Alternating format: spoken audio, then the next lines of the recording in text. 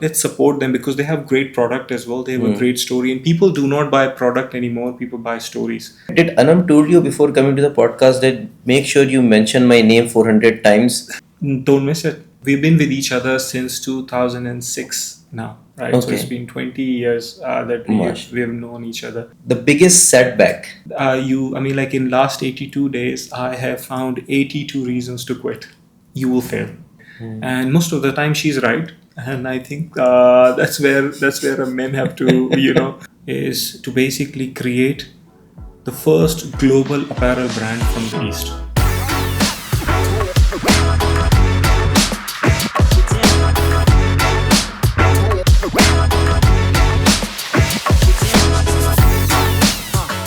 Welcome back X to 10X. I'm your host Yasir.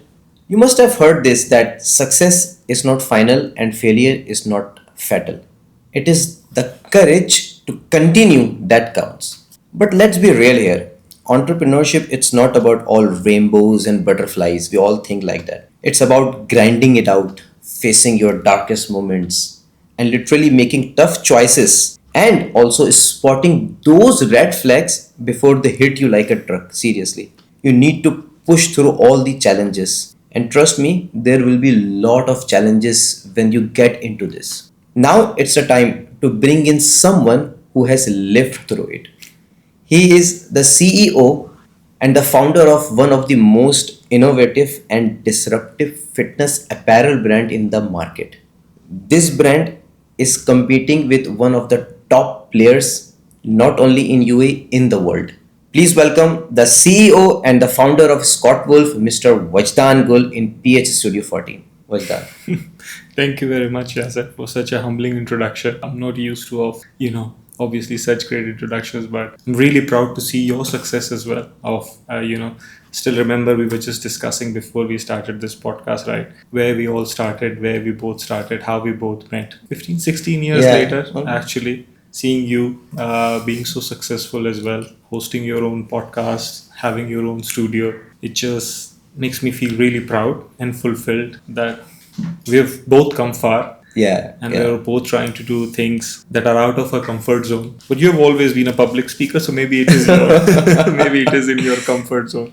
Thank you very much. Thank No, you really, very much it for really inviting feels me. good. Yeah. Like I was telling you this morning when we see SQUATWOLF in a gym, people wearing that T-shirt, and I say proudly to people like, hey, this brand, yeah, I know that. Yeah, he's my friend. We used to go in one bus. We used to sit together. Yes. One bench in the college, and also a lot of other things which I cannot share in front of people on the podcast. You wanna share? No, let's leave that stuff on the side. Then let's keep it on the side. No worries.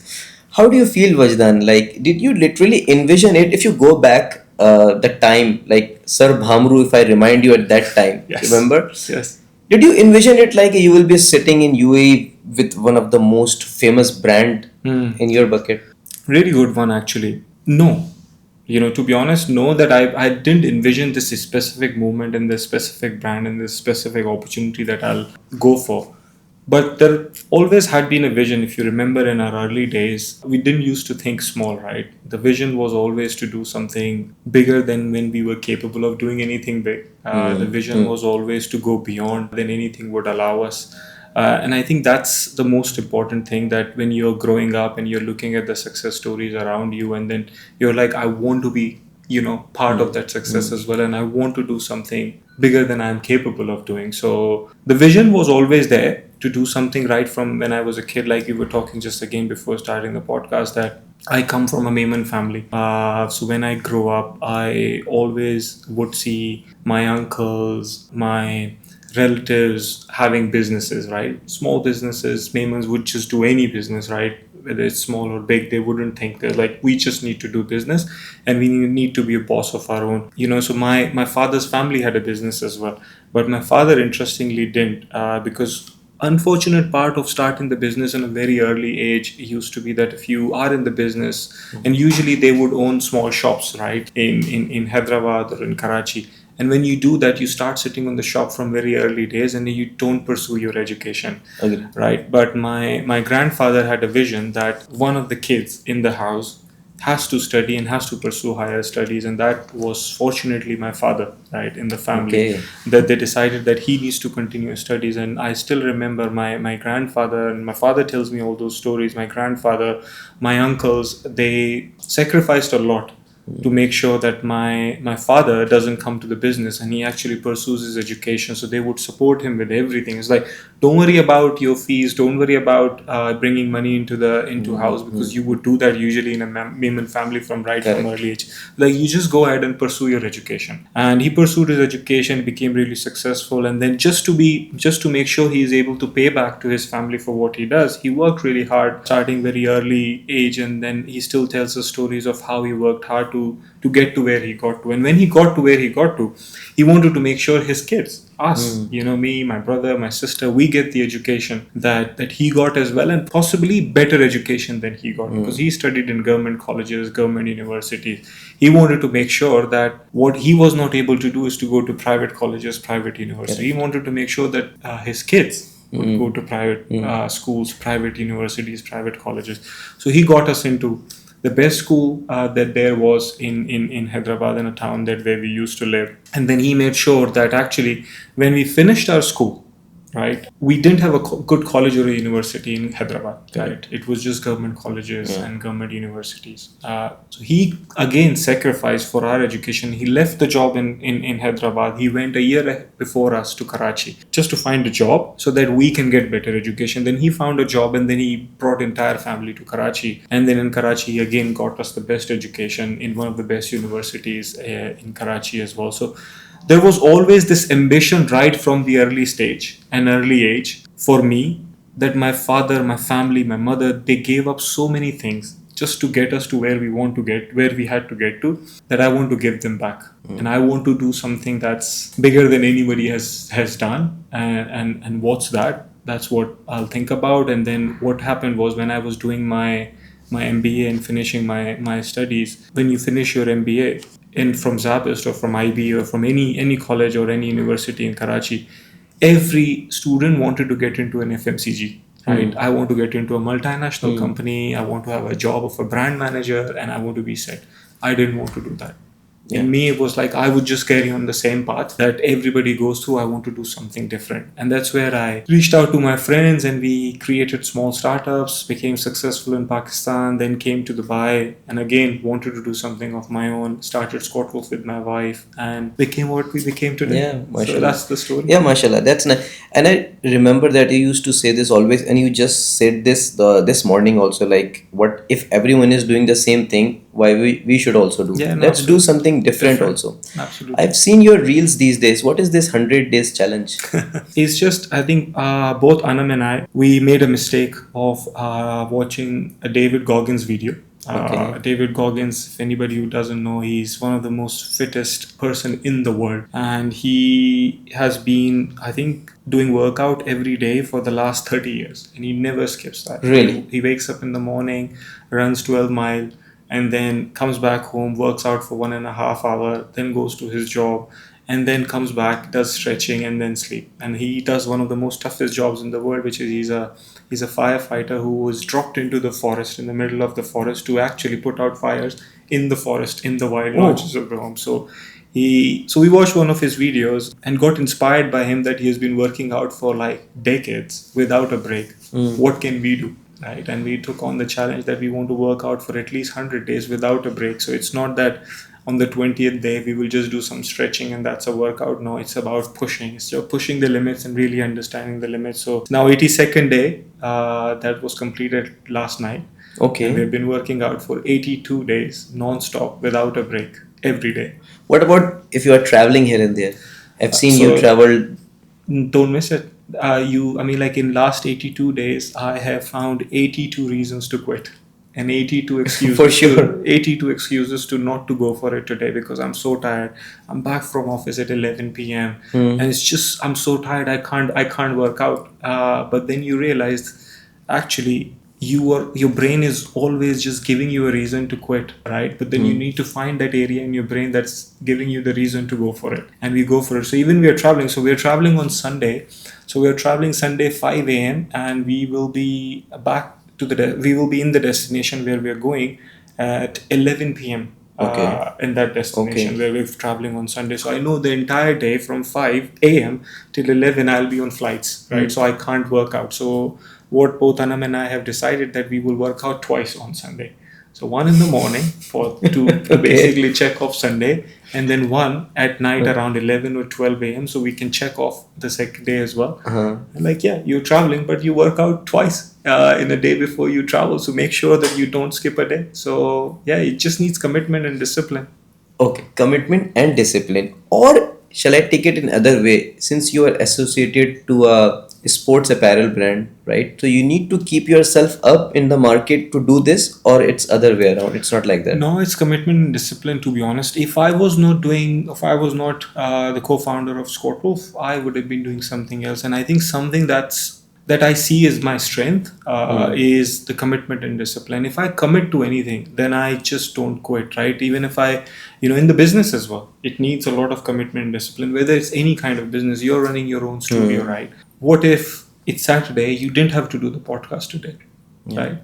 Like your team, they didn't have to come after like working at like 4 a.m. and you had the hiccups today, this morning, just to set up like you talked about. You didn't have to do it, but that was your commitment Correct. and discipline. That's like, I've committed, I need to be here. Your team was committed, and this was like, we have committed, we need to be there. So whatever you do in life, it's not that I'm a co-founder of a sportswear brand, so I'm doing it just to be a co-founder. Anything you do in life, whether it's a job or a business, you need commitment and discipline. If you're committed and disciplined, you'll go really far. So that's my strategy. That's my mantra of living life, and I try to bring that in anything and everything that I do in life. Commitment, discipline, consistency, and persistency, right? Exactly. Yeah. Exactly. Let's talk about some ugly part of business. Everyone like to talk about wins and all. Like the biggest setback have you ever faced while launching this? Where do I begin? Where do I begin? So many. I mean, like, I'm sure you can relate to a lot of those as well, since you're going through the same journey. I mean, like, every day when you're trying to do something different that nobody has done, every day is a challenge. Honestly, every day you're trying to discover, because both Anam and I, when we co-founded SQUATWOLF, we didn't have any background of sportswear, retail, apparel. I was coming from an IT industry. She was coming from a HR background, working from a pharmaceutical company. So every day when we go, for the last 9 years of building, SQUATWOLF has been a challenge. A few that comes to top of my mind are when you're growing a business, and as I said, we didn't come from the industry. When you're growing a business, you try to find experts, right? You try to go to them and you ask them for advice, you ask them for suggestions, like how to do this, how to make this happen. What I've realized that, okay, we didn't know this, we didn't know what the strategy that they're telling us to grow the business, and then eventually we'll get into a conversation and we'll bring them as part of the business, like, come help me become the part of the business. And during this journey, we have been guilty of bringing in people into the business that came in for their own benefit rather than building the business, right? They saw, okay, you know what, okay, we're going to go and work for this young brand, it's growing, and let's be part of that brand and bring in the learnings that we have and apply it over here. But what I have realized as a founder, that when somebody comes in from outside that hasn't worked for a startup, has worked always for established companies, and comes in and tries to apply the same things that they learned at big brand into a small brand, it doesn't work. Agreed. It doesn't work because At you all. don't have the same resources. You're not at the same life cycle of your business. It just doesn't work. In the journey, we have made several mistakes of hiring wrong people into the business, and what I believe, just tactical mistakes has had the impact that hiring a wrong people have on the business. Right? You can make tactical mistakes like, oh, you had to do this campaign, instead of that you did something that didn't work. That's a tactical mistake. People are the most important thing when you're building the business, in my opinion. It's people. You can have the best strategy, you can have the best timing, and you can have the best product. But if you don't have the people, you will fail. And you can have the worst product, or let's say mediocre product. You can have an average idea, you're not on time, but if you have good people, you can win in any market. Because people in this day and age are the competitive advantage of any business. It's not your idea, it's people, right? You're running a studio now, you're running a media company now. How many studios and media companies are there? But you've still been able to find your space, Yeah. right? And you dig down and see, why were you able to do that? There are so many sportswear brands out there in the world. Why are we able to carve our own niche? It's not because we're making sportswear that's just better than everyone. It's because there are people who are committed to the idea and who are doing things differently. So we have made a lot of mistakes, to answer your question, and I think setbacks in getting people on board and getting the right people on board, and learn from those mistakes. And now, alhamdulillah, we have a team of around 150 people working in 4 countries that I'm really, really proud of, and that are taking the business to the Next level, yeah. From one person, two persons to 150 people, like it's a journey, definitely. Don't you feel like you are competing with the top players in the market without mentioning their names? Like, don't you feel like somewhere like, okay, I have to be in people's mind every day? Like you give an example that you have to open your shop every day and tell people, like, don't you Yeah. feel that? Feel that. I think, yeah, it's natural, right? When you start a business, I feel it every day, the pressure to keep shouting about the brand, to keep talking about the brand, to keep talking about the business. And I'm here today as well, Yes. right, with you. And it's like, okay, how can I get my message across? You feel that pressure. But I think if you build a community around your brand, if you bring in people who can amplify your word, I think this just helps. So when we started, what we did, the one of the ideas that we took when we started the business was, Anam and I both would go into every gym, right, out in the market, every gym in Dubai, and we would just stay there for hours working out, right? But we were just not working out. What we were also seeing is, who are the best personal trainers in the gym that are coming in, and how many customers are they training? Who's the best athlete in this gym that comes and trains, right? Once we find out the first day, second day we will go back with a lot of bags of SQUATWOLF, and we would go walk up to them, and we'll be like, we started a really young brand that's a local homegrown gymwear brand, and we created some clothes, and we would like you to try these, and we don't want anything in return. We just want you to try it because we saw you working out yesterday, and you were just doing amazing workout, training customers, you were committed, training your clients, and you were committed to it. And we would just give them, and they'll be surprised, like, why is somebody coming in and giving me clothes? But then they would try the clothes, they'd be really happy, and then the third day we would see them wearing SQUATWOLF in the gym. Right. So what we did, this is how we grew. So we would go into gym, we would find the best personal trainer and athlete in that gym, and we would give them SQUATWOLF. And the third day they would be coming wearing SQUATWOLF, and they'll spread the word. So that's how we built it. So now it's just not me and Anam trying to promote SQUATWOLF. It's, we have a community of 400 athletes that wear the brand, like literally every day in Dubai and around the world, that are talking about the brand, that are wearing the brand, that are telling the story of the brand, of where they came from, and what this couple is trying to do. Let's support them because they have great product as well. They have a great story, and people do not buy product anymore. People buy stories. And I think that's really important. So both Anam and I try our best to just tell our story, and that's it. Just to change the mood little bit, did Anam told you before coming to the podcast that make sure you mention my name 400 times?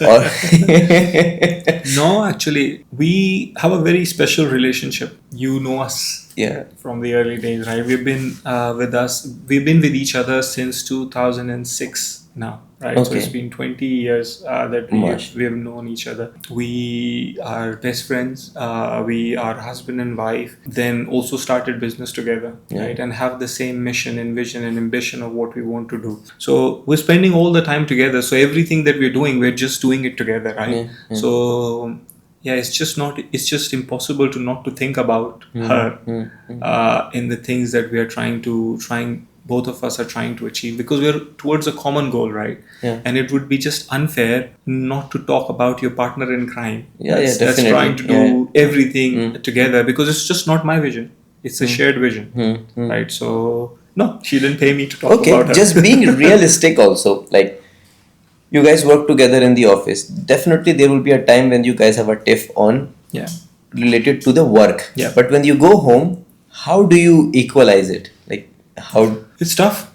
Yeah, it's really tough, to be honest. It's tough, and because we don't get break from each other. Right? And sometimes, actually distance adds more respect and love. And we are just with each other all the time, right? We wake up together, we go to the office together, we come back home, and then we are also together, then we are having dinner together. So it's really difficult. Actually, we have a lot of arguments, but then I think what we try to go back to is to the basics, the foundation. The foundation for both of us is the love and care for each other, and the foundation for both of us is a joint vision and a dream that we are both after. So we have tough days, we have tough arguments where we have disagreements all the time, but then we don't look at those disagreements as a disagreement from ego. These disagreements are mainly from that both of us want to take two different routes. So we just, like adults, we sit together and we are like, okay, let's discuss the pros and cons of going this way, and let's discuss the pros and cons of going this way. And most of the time she's right, and I think that's where men have to obviously think about, okay, you know what, women are actually really emotionally intelligent, and what I have found, and actually if you come to the SQUATWOLF office, you'll see more women than men, because I think they're smarter. I believe that they're smarter than men in dealing with people, because I really believe the competitive advantage of any business would be people, and Anam is better than me in identifying people and identifying the talent. Emotional. Okay, emotional intelligence when it comes to business, when it comes to personal life. Definitely, when you get into a business, you get emotionals also first time. You get attached with something emotionally, right? Or you get detached emotionally also at the same time also. How do you handle this in your office? Yeah, really good one. I think you need to go to your core and you need to really understand what are you trying to do, right? For us, my personal mission is to basically create the first global apparel brand from the East. Right? That's my mission, right? And that's what I wake up every day. I wake up every day to build the first global brand from the East. That's what I wake up every day. And then there will be people who will be supporting me on my mission and my vision. And there will be people who will be like, you know what, it's really tough what you're trying to do. And I can't be part of that. So I think if you stay true to what your core mission and vision is, people will come and go.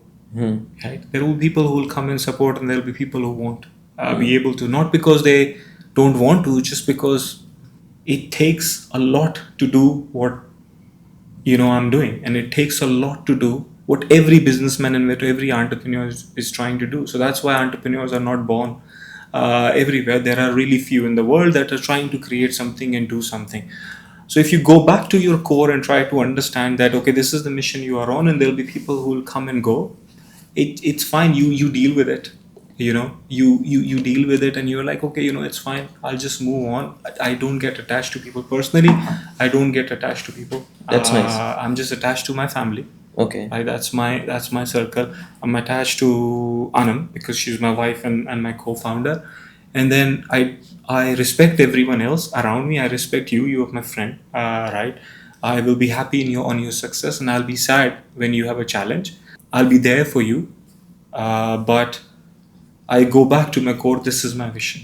So Wajdan, starting from one bedroom apartment to multiple stores in Middle East, what is next? The next, as I said, we are on a mission to create the global brand, first global apparel brand from the East. So that's the mission. Alhamdulillah, we have now 3 stores in Dubai. We are opening our first store outside of UAE in next month, actually, in Qatar. So we are opening our first shop there. Then there is another one opening in Qatar. There is another one opening in Yas Mall by the end of this year. So by the end of this year, we'll have around 7 stores in GCC.